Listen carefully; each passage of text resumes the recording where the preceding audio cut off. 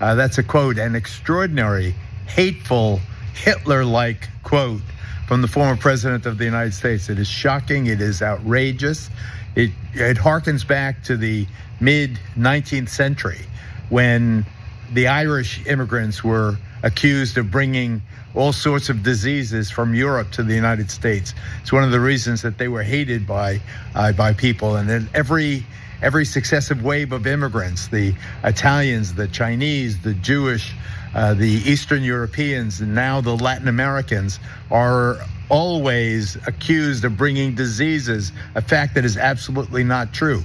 In fact, when you look at the people, the largely Latino people who are coming undocumented to this country, they are walking 1,500 miles. How many Americans could walk 1,500 miles, could walk through the jungles and cross rivers and so forth? To think that this guy was my friend, it is shocking. I'm so embarrassed. The president, President Trump, former president, could say something like poisoning the blood of our country. That is absolutely indefensible. Absolutely indefensible. I mean, it is what it is. That's who he is. That's what it's always been. By the way, in case you guys want a little bit more offense to it, maybe once folks are pushing back, maybe he'll take it back or say, I meant to say this. You guys, anyone that was offended, I would like to apologize to. Nope.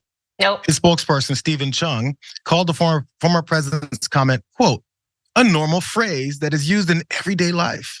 He added, for anyone that thinks this is that is racist or xenophobic, is living in an alternate reality consumed with nonsensical outrage.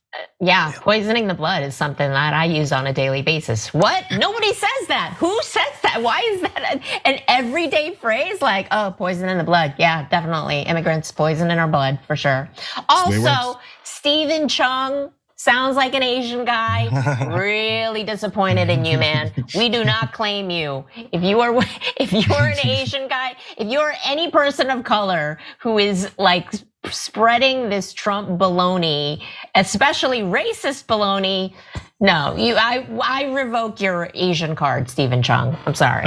He went after Mitch McConnell's wife with horrific terms as well, Elaine Chao, who worked for him and did many of these undercover dirty things politically behind closed doors, but he still dogged her out because of her husband, strictly based off of who she is. So Stephen Chung, watch your back, because you never know what Donald Trump actually thinks or says about you. One more thing though, because we're talking Nazi and white supremacist references, and many people may say, you guys always bring up Hitler, you guys always bring up Nazis. Well, they praise them, they fly their flags. It's not me, bro, it's them. And in case you need some actual history, because by the way, I want to mention, Geraldo mentioned the history of how we've always treated immigrants that come into the country. They've got diseases, they're coming to destroy the country, they're taking your jobs. Look at they're violent, they're criminals, they're gonna kill you and your children. It's the same playbook every time. And the reason you talk about history is so you don't do the same damn thing again.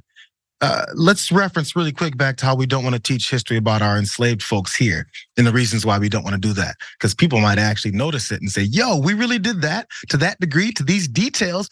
Maybe we want to avoid the way we treat folks. Or maybe we've seen the way our systems have led from that system, normalized system of oppressing and killing and maiming people and making them work to build our country to where we are now.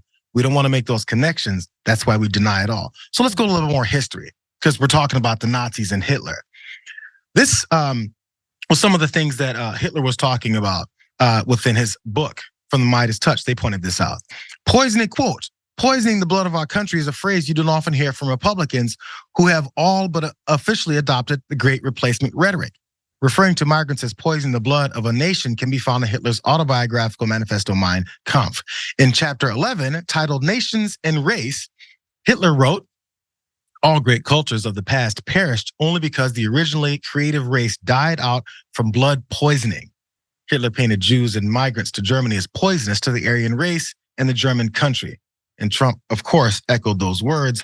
And he also famously keeps Mein Kampf on a shelf next to his bed, on the bedpost, and he flips through it occasionally and reads through. And he's told generals on trips, you guys need to act more like Hitler's troops did to him, because they had complete loyalty. He said it outright when he's talking about North Korea, I need people to stand in attention the way that they do there. He is a fan of dictators because he has the same mindset and desire and thirst to be a dictator as well.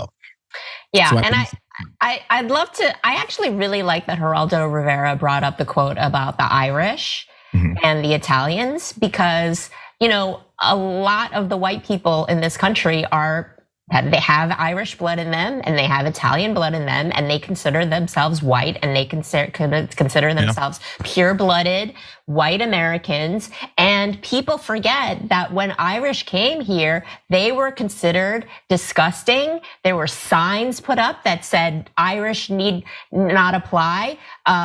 Irish and dogs are not allowed in this establishment, and there's so many white people who have like Irish blood. The average white American is like, oh, I'm French, German, Irish, whatever, Italian, and they think that they are the master race. And guess what?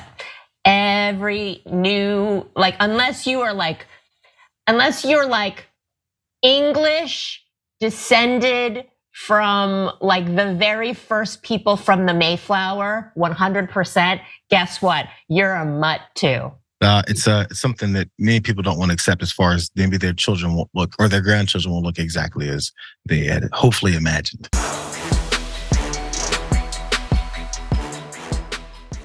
Check out the Damage Report podcast each day, wherever you get your podcasts, whether Pocket Casts or Stitcher or iTunes. You can join me as I give you the news and stories you want, with a range of co-hosts and interview guests jumping in on the fun each day. Again, that's the Damage Report, wherever you get your podcasts. And if you get them at iTunes, don't forget to rate and review. Sometimes I'll read them live on the show.